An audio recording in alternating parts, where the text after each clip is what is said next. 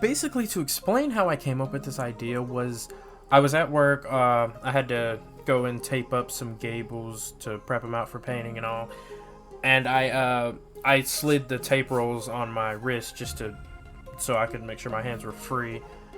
And I just was up there and I was like, I kind of want to make some shackles. I feel like this is what shackles would feel like, so I want to make some shackles.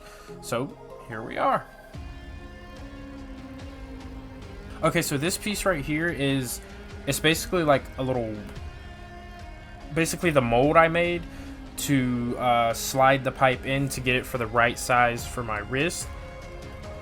Just because the PVC I'm working with wasn't exactly the size I needed for just my wrist. I needed a slightly bigger piece to do my wrist and like the little where the latch would be. Now this could be for a Halloween project, or I mean, for me Halloween's like a few months away still.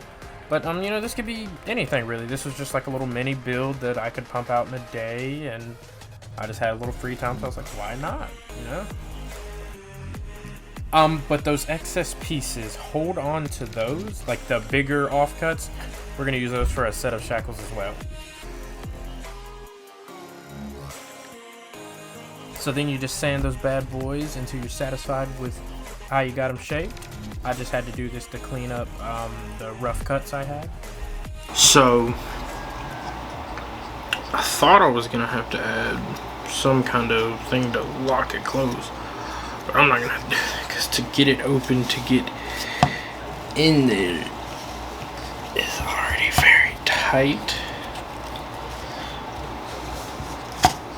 So all I gotta do is add the pieces. Kind of looks like the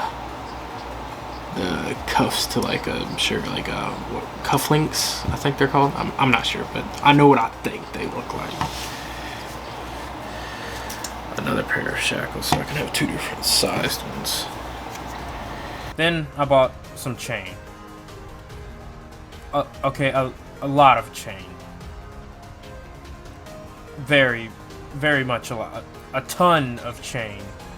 Yeah. Yeah. I just cut my pieces out to be about a foot long. So I have like a foot long clearance of chain. And then I just marked my center holes and drilled them out.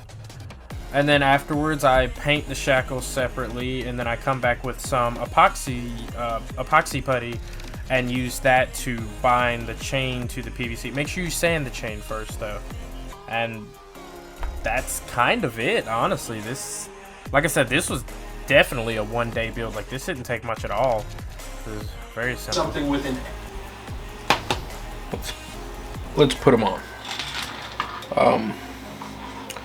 So this is the pair that we basically made on the camera. Let's not really pick it up, is it?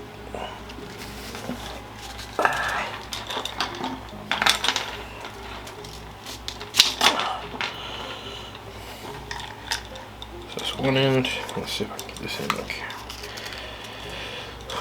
I thought I was gonna need something to like tie these things closed, like latch them down, but ended up not needing that because it's crazy strong, crazy tight.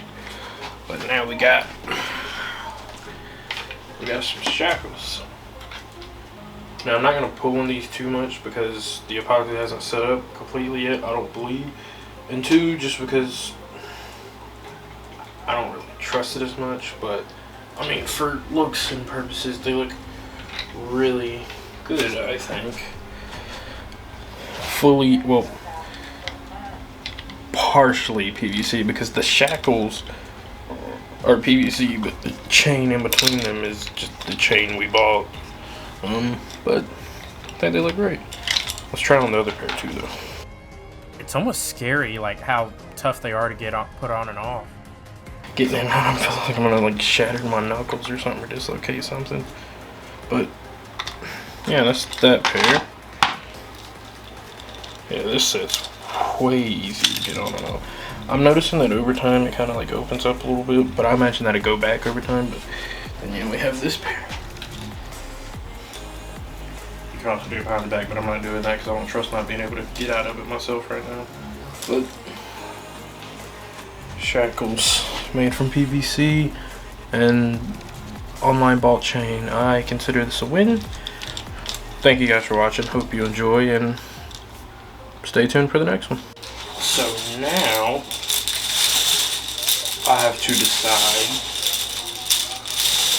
what to do with all this excess chain. I only needed 25, I bought 25 feet of it and I only needed 2 foot, give or take.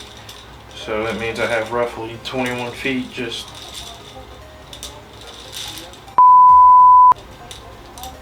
$23 feet just left over for some other projects. So if you have any idea of what I can do with these, comment down below, let me know, and we'll see.